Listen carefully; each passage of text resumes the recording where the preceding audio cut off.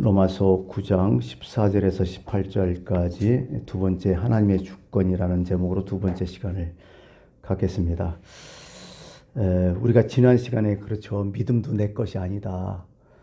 하나님의 선택을 했는데 내가 믿어서 구원받은 줄 알았는데 신앙생활을 하다 보니까 믿음도 하나님이 주시더라. 나로 믿게 하셔서 내가 믿어지는 거였다. 그런 말씀을 여기 했습니다. 그래서 이게 모든 구원은 내게 있는 게 아니라 하나님의 주권에 달려있다. 그런 얘기를 많이 했죠. 그래서 어떻게 보면 우리 인생에 보면 우리가 막 사는 것 같아도 내 삶 가운데 늘 하나님의 주권이 있다는 사실을 인정하고 살아가길 바랍니다. 어차피 우리가 이 땅에 태어난 것도 내 의지로 태어난 건 아니잖아요. 태어나게 하신 그분 때문에 태어나신 거 아니에요.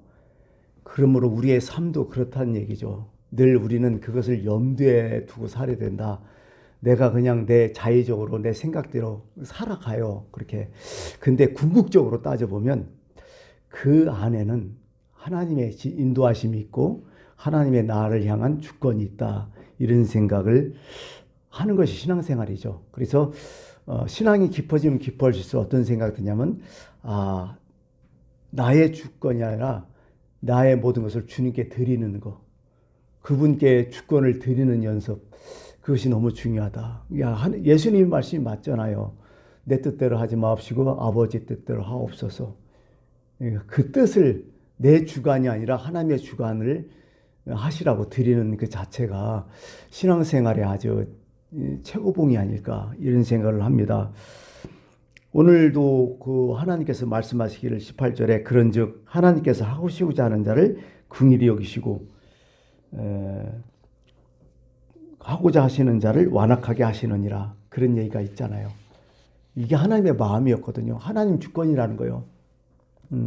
우리 눈에 볼 때는 왜 저렇게 하시냐 하나님이 이해가 안 되고 합리성이 없는 것 같아도 하나님의 주권이라고 하면 할 말이 없는 거죠.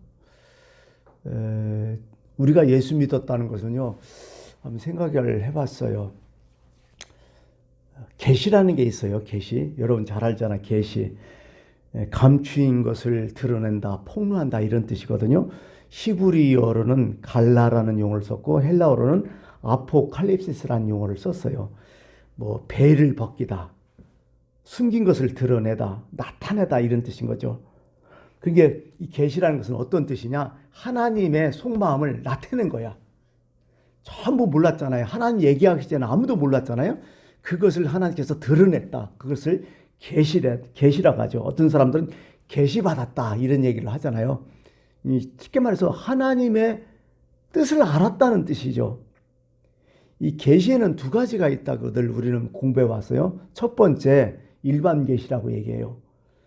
요한복음 1장 14절에 이렇게 얘기해요. 말씀이 육신이 되어 우리 가운데 거하심에 우리가 그의 영광을 보니 아버지의 독생자의 영광이요 은혜와 진리가 충만하더라. 누구 얘기죠? 하나님이 인간이 되신 거예요. 그게 예수라는 거예요. 누구나 볼 수 있잖아요. 누구나 알잖아요. 그러고 하나님이 인간을 통해서 글을 쓰신 게 있어요. 그건 뭐예요? 그게 성경이에요. 그것도 일반적인 계시예요. 맘만 먹으면 다 볼 수 있고 맘만 먹으면 다 읽을 수 있는 것들. 성경에 보면 예수님의 제자 가운데 빌립이라는 사람이 예수님께 질문해요. 하나님 모습 좀 보여달라고. 그러자 예수님께서 한마디 딱 하죠. 빌립아, 내가 이렇게 너희와 함께 오래 있을 때 네가 나를 알지 못하느냐. 나를 본 자는 아버지를 보았거늘 어찌하여 아버지를 보이라 하느냐.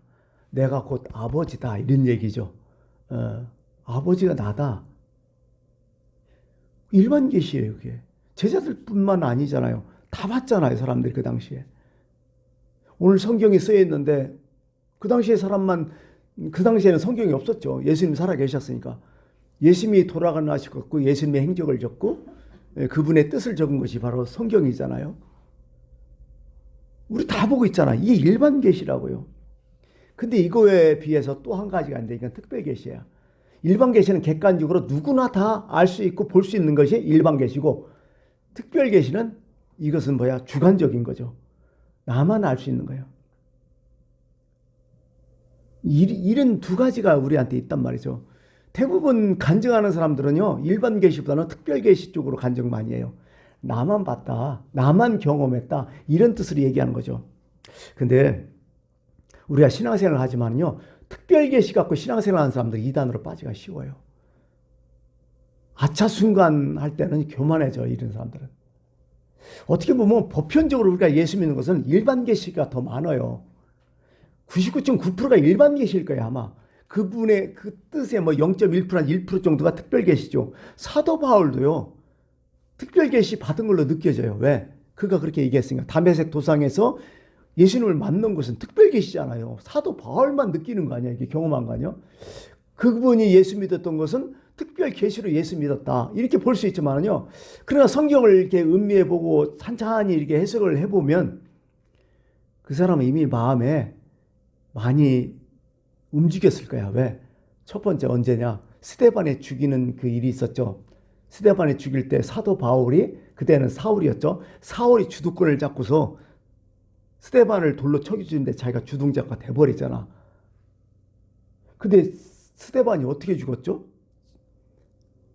그들을 용서하면서 천사의 얼굴로 변해서 죽은 거 보고 사도 바울이 그때 엄청 충격을 받았을 거야. 아니, 사도 바울뿐만 아니라 그 주변에 있던 사람들이 엄청나게 뭔가 이상한 걸 막 느꼈을 것 같아요. 그리고 스데반 집사뿐만 아니라 그 당시에 기독교인들이 핍박받으면서 그것을 무서워하지 않고 자신의 신앙을 고백하면서 그런 모습 속에 사도 바울이라고 인간인데 왜 못 느꼈어요? 이건 일반 계시요. 이상하다? 저들은 나와 다르다? 뭔가 예수쟁이들은 좀 다르다?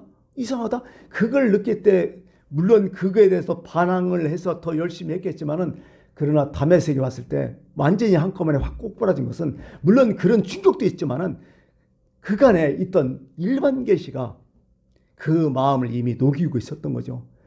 종집을 찐 것이 다메섹 도상의 그 어떤 체험이라고 볼 수 있는 거죠. 이게 바로 이런 모습이겠죠. 그래서 사도 바울은 나중에 그는 자신이 구원받은 것을, 내가 다메섹 도상 하나님께서 오셔서 내가 그걸 받기 때문에 내가 믿음이 생겨서 내가 구원받았다, 이렇게 얘기하지 않고 그분은 이미 나를 예정하고 계셨다. 내가 뒤돌아보니까 내가 태어난 것, 그 다음에 내가 가말리엘 문화에서 이렇게 공부를 많이 한 것, 또 내가 유대교에 입교해 갖고 열심히 유대교를 신봉한 것, 또한 예수 믿는 사람들을 막 핍박하면서 죽이려고 막 노력했던 것, 이 모든 것을 딱 보니까 의미를 알게 된 거예요. 예정했다. 그 기쁘신 뜻대로 우리를 예정하사, 나뿐만 아니라 우리라고 써요. 우리를 예정하사 그리스도로 말미암아 자기 아들들이 되게 하셨다. 데살로니가후서 3장 2장 13절에는 주께서 사랑하시는 형제들아, 우리가 항상 너희에 관하여 마땅히 하나님께 감사할 것은 하나님이 처음부터 너희를 택하사, 처음부터 너희를 택하사 성령에 거룩하게 하신가 진리를 믿음으로 구원을 받게 하셨다.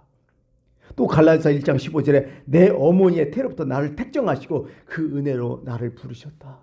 이렇게까지 막 고백을 해버리는 거죠. 그러므로 사도 바울이 얘기하는 것은 그래요.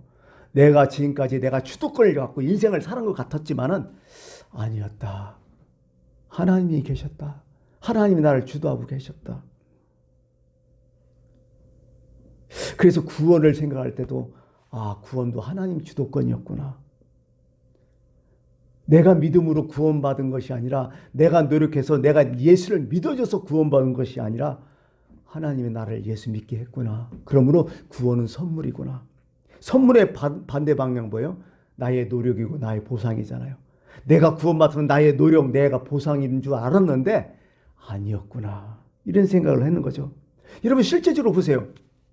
우리가 지금까지 예수를 믿었는데 그냥 예수 믿은 사람은 별로 없어요. 오죽하면 예수를 안 믿으려고 도망다녔잖아. 받은 거랬잖아. 솔직한 얘기로. 오죽하면 교회 안 나가려고 노력했잖아. 오죽하면 막 딜레이 시키고 계속. 우리가 했던 것은 그것뿐이 없어요. 근데 어느 순간에 내 마음이 동하는 거예요.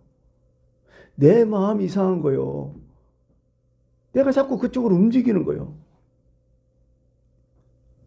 사도 바울 얘기예요. 지금 이게 다. 그렇게 갔다는 거예요. 이게 사도 바울의 간증이었고요. 우리의 간증이라는 거죠.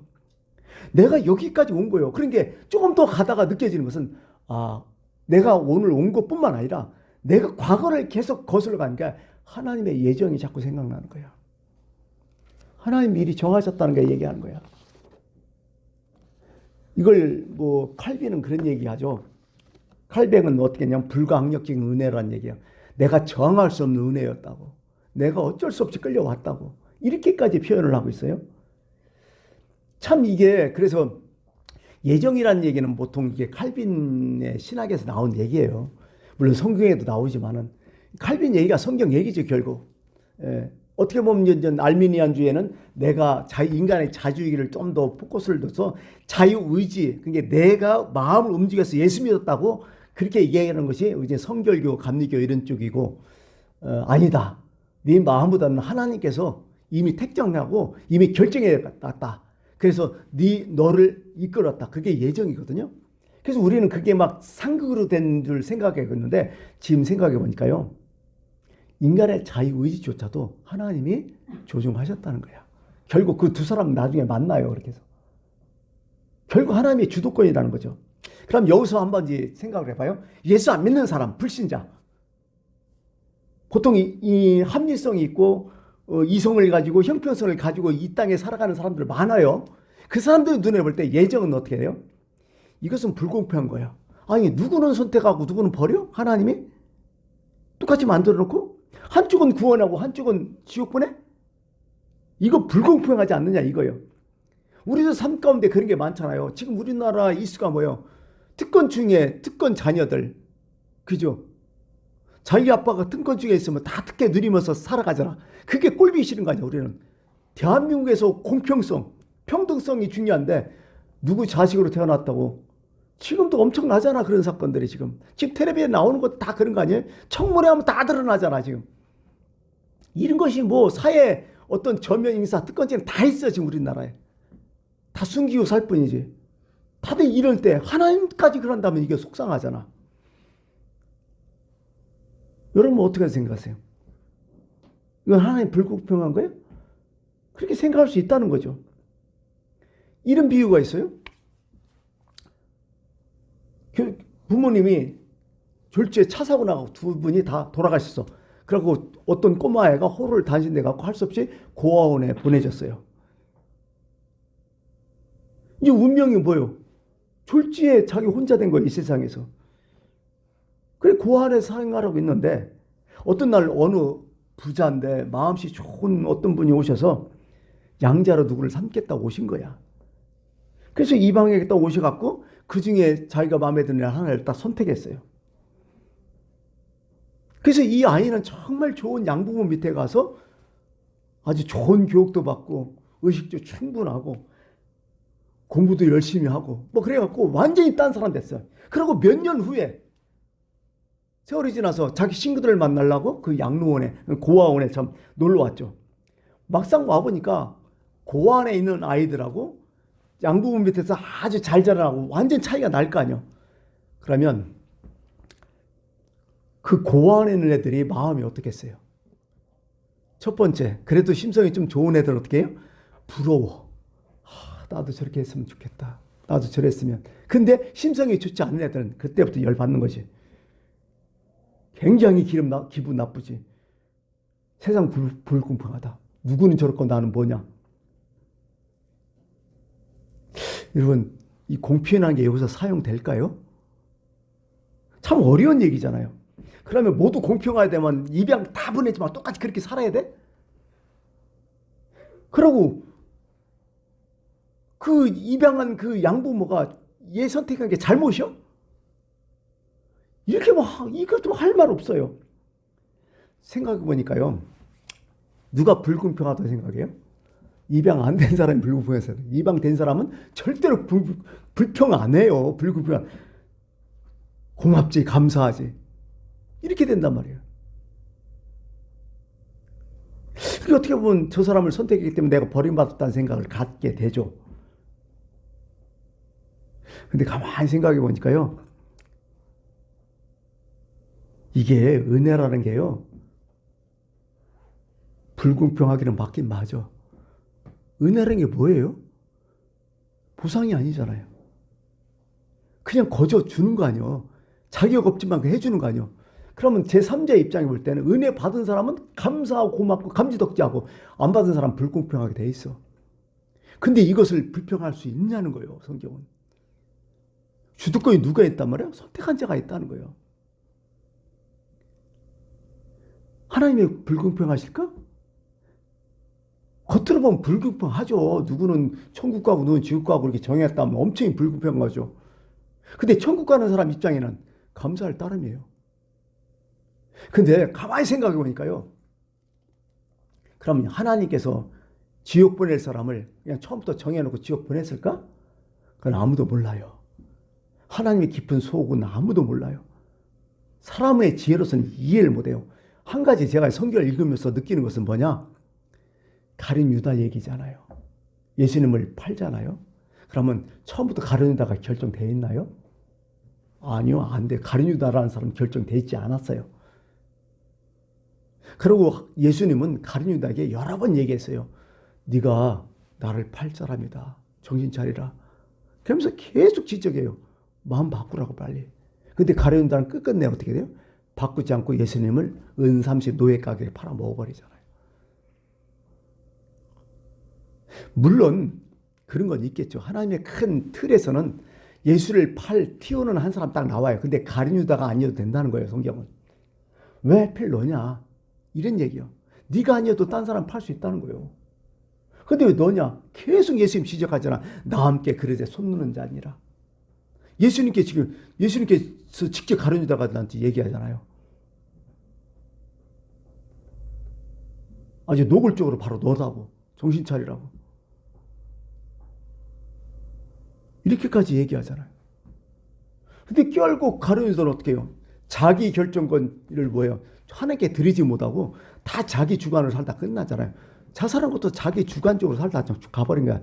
주권을 항상 자기가 지고 있다는 거야. 사실 주권이 하나님께 있다면 자살 못하죠. 인간적으로 보면 가룟 유다가 참 애슬퍼요. 그죠? 그래도 착해. 왜?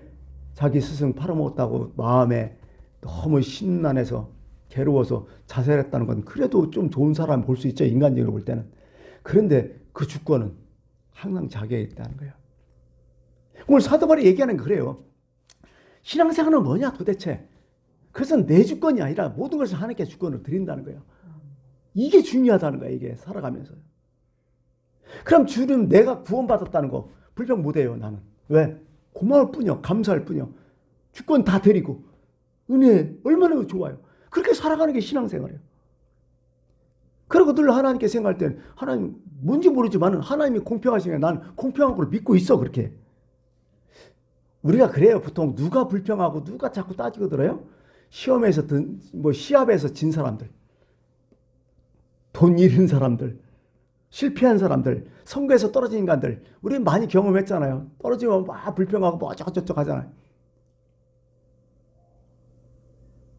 그러니까 어떻게 보면 이 하나님의 선택이 불공평하다고 볼 수 있어요. 두 번째는 합리적이 못 왔다는 거죠. 이렇게 받아들일 수 있죠. 이게 합리적일까? 아니라는 거죠. 참 그게 그냥 생각해보면 그래요. 근데 성경은 또 하나님은 합리적인 분으로 나와요. 제가 왜 이렇게 생각을 하냐? 어떤 시각으로 하나님을 보냐에 따라서 많은 차이가 난다는 거예요. 정말 하나님을 믿으면서 은혜의 시각으로 보면 하나님은 공평하시고 하나님 정말 합리적인 분으로 느껴져요. 하나님 그래서 인격적이라는 얘기야. 그렇게 불합리하지 않아요. 하나님은. 성명의 시인이라고 여러분 들어보셨잖아요. 나 가진 점은 없으나. 이 시인은 어때요? 1급 내병병이니까요. 그냥 누워서 생활해요. 말도 못하고 막 이렇게 비틀어지고 늘. 이분 돌아가셨나 모르겠어. 얼마 못 산다 했거든요. 근데 이분이 할 말 없어요. 우리한테는. 왜? 이분이 공평하신 하나님으로 딱 얘기했으니까. 첫 번째는 자기가 이렇게 된 걸 얼마나 힘들었을까. 이렇게 장애로 태어난 거 얼마나 괴로웠어. 근데 그분이 은혜 받고 하나님의 뜻을 아니까 갑자기 이렇게 고백하잖아요. 나 가진 재물 없다. 나 남이 가진 지식 없더라. 배우지도 못했죠. 나 남에게 있는 건강이 있지 않다. 나 남에게 있는 것 그렇지만 나 남에게 있는 거 있다. 뭐냐? 나 남이 모르는 것 깨달았다. 나 남이 듣지 못한 하나님의 음성도 들었다. 나 남이 받지 못한 하나님의 사랑 좀 받고 있다. 나 남이 모르는 것 좀 깨달아 있고, 또 하나, 그렇기 때문에 나는 공평하신 하나님, 공평하신 하나님이 나 남이 갖지 못한 건 나는 가지게 했다. 따져보니까 공평하다는 거예요. 은혜 받고 나니까 하나님께 주권을 다 드리고 보니까 정말 공평하시다는 거예요.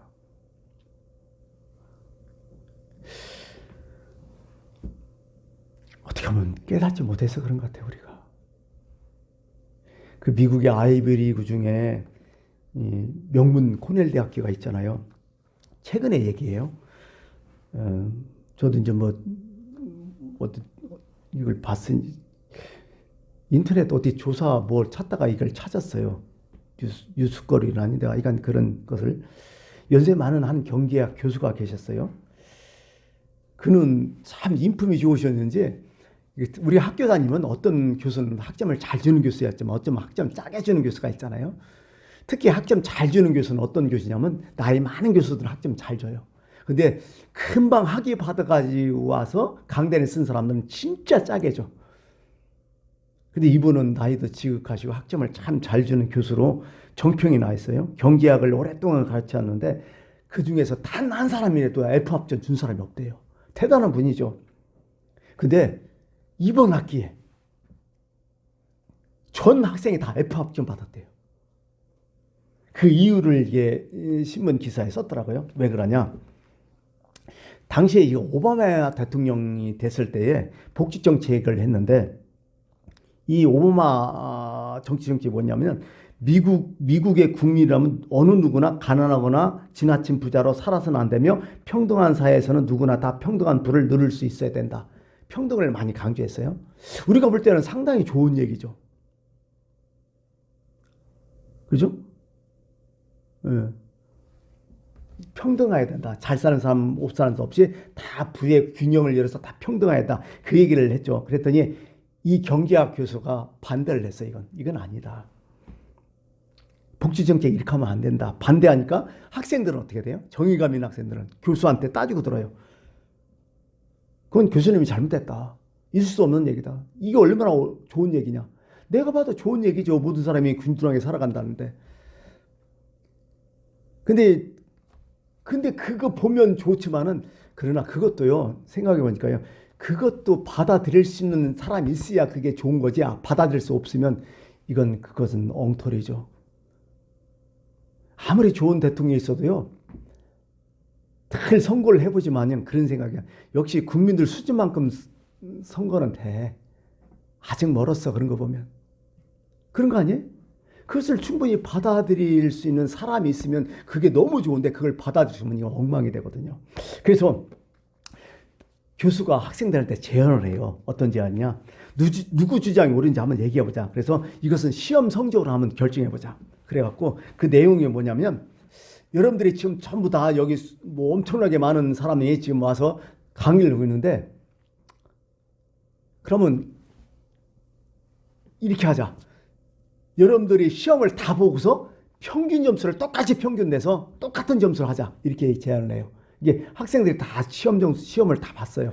보고서 그걸 평균해서 똑같이 하자. 그럼 그렇게 했단 말이에요. 첫 번째. 그걸 이번 학기에 그렇게 하자. 그래서 학생들하고 이제 허락을 받고 서로 이제 합의 봐서 그렇게 시작해요. 그래서 3번을 시험을 보는데, 첫 번째 시험을 봤는데요, 학생들이 시험을 다 봤어요. 공부할 사람 하고 열심히 할 사람 하고.